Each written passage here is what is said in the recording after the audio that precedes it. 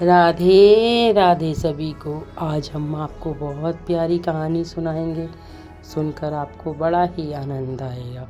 आप सभी को अक्षय तृतीया की बहुत बहुत शुभकामनाएं। राजस्थान में इसे अक्षय तीज बोलते हैं, इसलिए आप सबको बहुत शुभकामनाएं। अक्षय तृतीया के दिन जो भी कार्य किया जाता है वो अक्षय हो जाता है, अमर हो जाता है। जैसे कोई भी पुण्य काम करते हैं तो वो क्षीण नहीं होता बल्कि बढ़ता है। इसलिए अक्षय तृतीया वैशाख माह की शुक्ल पक्ष की तृतीया को अक्षय तृतीया हो कहते हैं। इस दिन हमारे वृंदावन में बांके बिहारी जी के श्री चरणों के दर्शन होते हैं। कहते हैं स्वामी हरिदास जी निधिवन में लता पताओं के बीच पद गाकर भगवान प्रिया प्रीतम को खुश किया। दोनों खुश होकर उनकी गोदी में प्रकट हो गए। ये देखकर स्वामी हरिदास जी उनकी भक्ति में लीन हो गए। और जब प्रकट हुए तो उसके बाद स्वामी हरिदास जी ने कहा, प्रभु मैं तो ब्रह्मचारी हूँ और साधु संत यहाँ कुटिया में रहता हूँ, मैं श्री जी की सेवा कैसे करूँगा। तब उनको देखकर प्रिया प्रीतम दोनों एक में ही समा गए।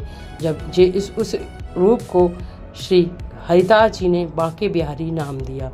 बांके बिहारी जी के जब सेवा करते थे तब एक बार उनकी सेवा के लिए भोग में किसी चीज़ की कमी हो गई तो स्वामी हरिदास जी में मन में विचार किया और सोचा स्वामी प्रभु के भोग के लिए सामग्री कैसे आएगी। तभी उन्होंने देखा कि अगले दिन सुबह उनके चरणों के पास मोहरें रखी हुई थी।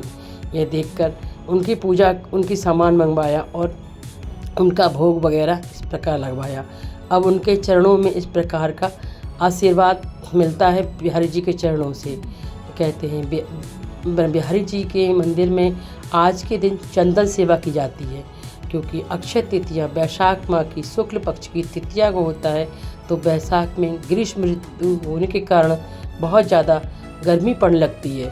तो हमारे बांके बिहारी जी को गर्मी न लगे इसलिए उनके श्री विग्रह पर चंदन का लेप किया जाता है और उस दिन उन्हें राधा रानी के रूप में तैयार किया जाता है।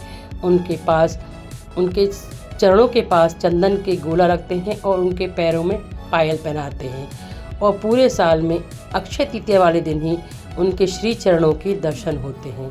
और भगवान उनके चरणों में दर्शन करने के बाद आपकी सभी मनोकामनाएं पूर्ण होती हैं। बड़े दूर से भक्त आते हैं और उनके श्री चरणों के दर्शन करते हैं। बिहारी जी के मंदिर में बांके बिहारी जी के और ललिता जी के और जो स्वामी हरिदास जी हैं सभी के चंदन का लेप किया जाता है, जिससे कि उन्हें गर्मी न लगे। और उनकी जो भोग सामग्री होती है उसमें ठंडी वस्तुओं का प्रयोग किया जाता है। और भगवान जी के लिए गर्मी ऋतु शुरू होते ही प्रतिदिन उनके लिए फूल बंगले सजाए जाते हैं और फूलों से जल की वर्षा की जाती है, जिससे हमारे बांके बिहारी जी को गर्मी न लगे।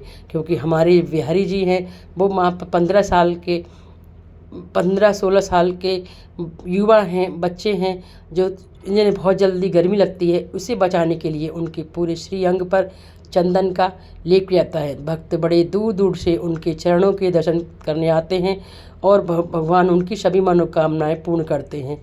पूरे साल में एक बार ही उनके चरणों पे से पर्दा हटाया जाता है और उनके पैरों में पायल होती हैं और उनका श्रृंगार पूरा श्री राधा रानी के रूप में किया जाता है, जो देखने में बहुत ही सुंदर अद्भुत होता है। बिहारी जी आपकी सभी मनोकामनाएं पूर्ण करते हैं।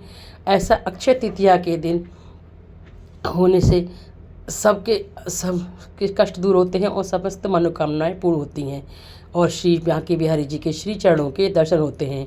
आपको मेरी ये कहानी कैसी लगी? अगर आपको पसंद आई हो तो मेरे चैनल को सब्सक्राइब कीजिए, लाइक कीजिए, शेयर कीजिए। अगर आपने सब्सक्राइब कर लिया है तो धन्यवाद, नहीं किया है तो कर लीजिए। और एक बार अक्षय तृतीया पर श्री बांके बिहारी जी के मंदिर में जाकर उनके श्री चरणों के दर्शन कीजिए। भगवान आपकी सभी मनोकामनाएं पूर्ण करेंगे। आपके लिए मैं ये कहानियाँ ढूंढ के लाती हूँ।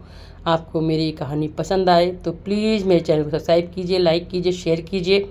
ऐसी प्यारी प्यारी कहानियाँ आपके लिए ढूंढ के लाते रहेंगे।